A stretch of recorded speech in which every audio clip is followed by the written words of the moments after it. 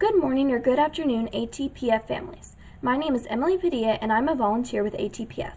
Today I will be reading Dear Zoo by Rod Campbell. I wrote to the zoo to send me a pet. They sent me a elephant.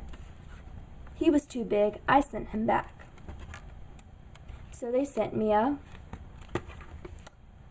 giraffe. He was too tall, so I sent him back.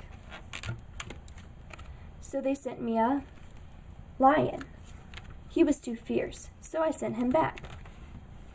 So they sent me a camel. He was too grumpy, so I sent him back. So they sent me a snake. He was too scary, so I sent him back. So they sent me a monkey.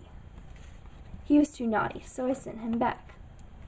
So they sent me a frog. He was too jumpy.